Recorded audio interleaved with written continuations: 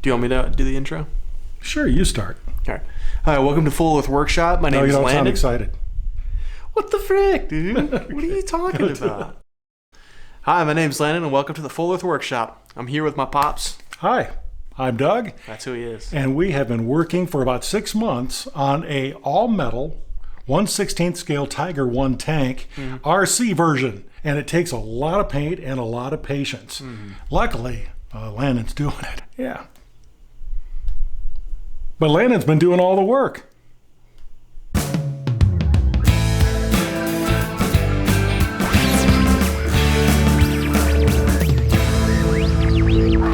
Well, we are back at it again. This is episode number 17 of our long Tiger 1 RC tank build in 1/16 scale.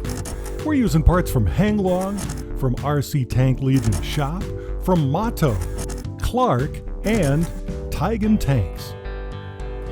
And with beads of sweat on his forehead and doing all the work while I stand back and watch, very, very happily, I might say, it's Landon. How you doing, Landon? Hey, everybody. Good to see you again. So today we're going to be talking about how we are painting this Tiger tank and just kind of the process I go through with painting this tank and every tank you've seen before on this channel. So right now I'm mixing up some Tamiya paints. So a lot of times with these World War II builds, Tamiya sometimes doesn't have the best color matching. So a lot of times you're going to end up mixing up the various paints that you need to get the colors you want. What we have done before in previous episodes is we've painted the entire tank in a gray. Now, was this a primer? So we did prime the tank with that light gray that you can see on screen right now. And then we started to go over it with a darker German gray. The whole idea behind this was that the Germans initially painted their tanks in a gray color, and then when they went to North Africa, with this particular Tiger 131, ended up in North Africa and was eventually captured by the British. So we're going to be painting this with a German gray and then chipping a desert tan color so that it'll look more realistic. You notice that there are quite a few moving parts and things, and Landon's being really careful about moving these parts out and in. Take a look, first of all, at the cannon itself. He's been moving this part in and out as he paints, and the same is true with the hatches and things. Now, what are your intent for the inside of the hatches? I'm just going to paint them a normal gray. You're not really going to see them very much, but the whole point of moving everything around is to try to cover every part as best as you can with paint. A lot of times you'll see, when you're painting something from one angle, it looks all covered, and then you'll turn it, and then you'll see a whole bunch of sections that haven't even been touched by the paint. So you just got to constantly turn it and make sure you've gotten every side. Now, for you guys that are doing 135 military equipment, this is going to be a real shock for you because, first of all, it takes a lot more time than doing smaller 124 and 135 scale objects. This thing is huge, and you count on using, at least double, triple the paint? Yeah, something like that. We actually ran out of German gray doing this. So now you can see we've highlighted the German gray, and now we're going to start painting on this tan color. And so what you want to do, if you are just going to go with the subtractive chipping method, you have to paint on a hairspray layer or a chipping fluid layer. Before I'm painting this tan color, I put on a layer of Vallejo's chipping fluid, which I thinned with a little bit of water, and then I'm starting to spray on this tan color, which was also thinned with the acrylic thinner that Tamiya supplies. So for those of you that want to do the exact same scheme that we're doing on your tank, Landon's going to help out by telling you the exact paint that we're using so you'll be able to purchase that. So this tan is what? So this tan is a mixture of the German dark yellow paint that Tamiya has. They have a few different options. They have an original one that's pretty dark, and then they've released a new one that's called Dark Yellow 2. So I've used both of those to kind of create a sort of dark and light version. So here I'll do some highlights with the lighter color. The first color I usually put down is the darker one. Now, if you want it to go even lighter, I've also mixed in a little bit of XF57 buff, which is a really kind of a staple for painting tan colors with Tamiya. But also I've used a little bit of deck tan, which can be also useful depending on what kind of tan you're going for. I notice here that when you're working on these smoke launchers and very small details that you use a lot of extra time going through there. Do you have any tips at all? Yeah, so a lot of times with airbrushing, something you'll see that'll happen is depending on how viscous or thinned your paint is, when you go in close, it can spit or it could possibly even push some of the paint around. You have to kind of be mindful of that. When I get in really close, I'm trying to use a lower pressure so that I don't have any of those adverse effects when I'm painting closely on something. So just kind of be mindful of that and test a lot of times. Like you see on this little cardboard box, I'm testing my paints very regularly just to make sure that they're not kind of Yeah, so right here you can actually see some spitting that occurred, and it's not the end of the world. You can always cover it up with some more paint, but stuff like this happens all the time. So just kind of be mindful of it and figure out the best way to cover it up if something were to happen. Is there any way to prevent this spitting? Yeah, it's usually occurred when something is too thin. For me, for instance, I'm using this kind of crappy airbrush. It's like a $20 airbrush we got off eBay, and it does a good job. I mean, I can do most things with it, but the tolerances are not to the highest standard, so you're gonna have a higher chance of spitting occurring, and you're gonna have a higher chance of malfunctions. But it does a good job, so it does it cheaply too. What do you do in those cases when it does spit? Usually I go over the area with more paint, and it will pretty much cover up. Now, one thing I love about armor modeling is most of this is going to be covered up with the next step, which will be the weathering stage. And weathering is a cover of multitude of sins. So you can really get away with murder when it comes to armor modeling. One thing I think is kind of interesting about the paint choices that we've made here is these are actually water-based, and that's going to come in very, very handy later on when we go to do the chipping. Maybe you can expand on that a bit. To me, it has an interesting type of acrylic paint. They're water-based, but they're also alcohol-based. They're almost like a lacquer paint. And so it makes it really effective at using the chipping method, more so than what I've seen from Vallejo paints. Vallejo and, say, Mig Jimenez have very true acrylic paints. Then they create this static layer, whereas Tamiya paints come in much more thinly, and they dry very quickly as well. And for whatever reason, they seem to chip better whenever I use them in tandem with hairspray technique.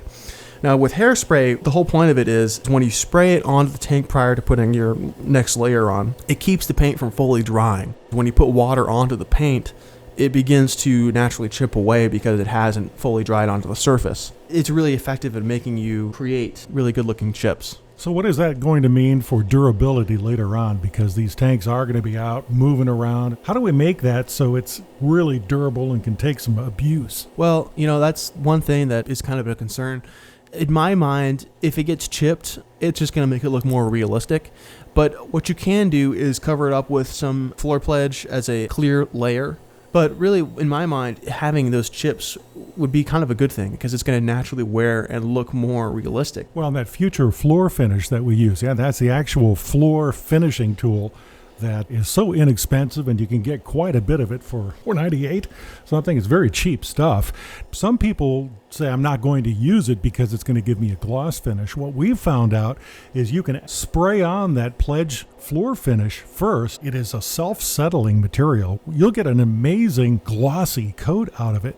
You wait until it dries, then you put on your decals and then spray over the top. Then you can go over with matte spray and flatten it back down afterwards. Now, this is a little bit different than your technique. I don't know if it's because of the pledge clear finish, but I've had problems with decals silvering when I put it on there.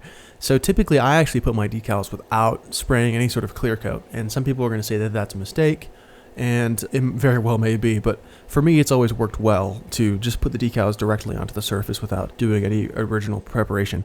And what I usually do if I decide to put a clear coat on is I dull it down with some oil paints. So this is something you're probably going to see in the later stages of this painting process. Oil paints are really cool because they dry slowly, but they also have a really nice satin finish. So when you're spreading them around over the model, it'll dumb down any really high gloss areas, but also lighten up and kind of make more shiny any areas that seem matte. So it does a good job of really bringing the whole surface to a more uniform glossiness. One thing that we both agree on is when you're using this on a metal tank, any kind of dinks and so forth are just going to make that metal appear, which adds to the realism of it. This is something you'll see that I'll do in the later stages of this build. I'll mix up some of my pigments that I get from pastels, and that allows you to create pigments at a very cheap cost. And you can mix them with thinners, either Tamiya enamel thinner or acrylic thinner, and they will stay on there, but also they're removable if the time comes that you need to. Pigment fixers that you can get from Vallejo, a lot of times will make it the permanent addition to the model. Here in the southeast of the USA, we have a store called Five Below, everything under $5.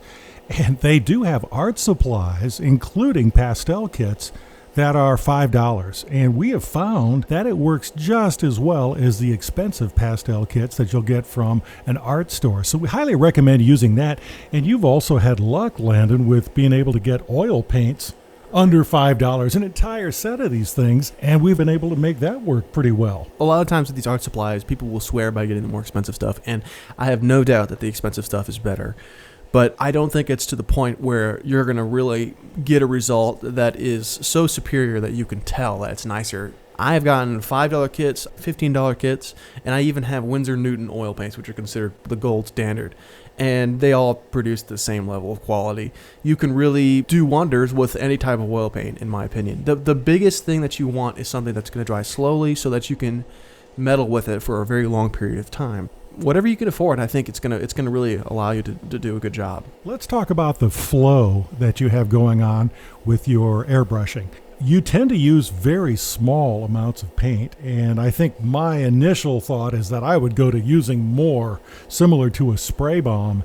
What I'm trying to do by using smaller, more controlled bursts with my airbrush is make it look a little more modeled. Is it realistic? Probably not, but I think it does allow the tank to be a little bit more interesting, make it look like there's something underneath it. And since this is going to be a field applied tan color that the crews probably would have applied before going to North Africa, say if they were in Italy stopping on the way to go to North Africa, they probably would have hastily put this camouflage on. And I'm not too sure about the history of that, but I think it makes it look like a more interesting tank. A lot of times in modeling, it's not necessarily about what's realistic, but what's interesting. And you're trying to make a small object look like it's much larger, and I think that it achieves that goal pretty well. You were talking about the modeling, the high and lows of the color, and you can see the gray shows through this coat, and then there are high points and low points of this tan, which I think really adds to the realism. I guess I want to know, what is your mindset when you're spraying, getting this modeling? A lot of times, when a tank's out in the field, it's going to experience a lot of wear, and it's going to look a little different in the light depending on where it is. The whole point of this is just adding more visual interest to the appearance. So a lot of times when you go to a tank museum, you'll see a tank that's been freshly painted in a new coat of paint that's actually modern paint. I think by doing this, it makes it look much more interesting to the eye. So right here, you can see I'm starting the whole process of chipping the tank. And so what I've done is I've sprayed the chipping fluid, waited a day, and then sprayed on the second layer of paint. And then once you've sprayed the layer on top of the chipping fluid, you want to start chipping almost immediately because you only have a short period of time. Some people disagree on how long that is. Some people say it's like 30 minutes. Some people say it's up to even a few hours. But you want to start chipping almost immediately. The thing that's scary about doing these chipping methods is the results can sometimes vary. So with this particular layer of chipping fluid, I had a harder time making the chips occur. So I had to start using some harder objects like this wooden sculpting tool that we use for clay sculpting. So sometimes you'll have to resort to that. Push comes to shove and you can't get the chipping to start. You can always force it by using an X-Acto blade or using something that's hard that you can start chipping away and seeing the lower layers of the paint job. When we were doing this, you actually said, I think I'm overdoing this a little bit. And that's kind of where you and I disagree a bit, because I think that when we go to do some additive chipping, and we're going to also look like some of this is oil stained, the tan pigment will make it go higher and lower with additive by adding different colors of the paint. And I think that makes up for a lot of the chipping. And I know when you were doing it, you were kind of talking to yourself saying, okay, I think the guy's feet would be here and I think their hands would be here. And as they walk across the top of the turret, I think they're going to touch this area. Can you go on about that? Absolutely. A little bit more, though, first about how this is working. I spoke a little bit about how the water penetrates through the layer of the paint. What's happening is it's going through the paint, this water-based acrylic paint, and dissolving chipping fluid that's underneath the paint, allowing the paint to chip away. And so it creates these really realistic chips. And so when I'm trying to figure out where the chips are going to go, like my dad just said, I'm trying to figure out where the areas of most wear are going to occur. So a lot of times it's around the hatches or around areas that are above other portions, so like that proud air filter right there that I was kind of touching there a second ago. One thing you have to remember is a lot of times in World War II, boots had metal cleats attached to the bottom of them. And so they're walking over this paint, and it's very likely to cause scratches. Especially with these older types of tanks, the paint was not as great as paints that we have nowadays. It doesn't adhere as well. You're a lot more likely to get a lot of scratches like this. Yeah, that's a very good point. The durability of these paints was almost like whitewash. And they actually did use a whitewashing technique into Russia and places like that. So, yeah, this is a lot softer material. Yeah, and so you can kind of see him having fun with this.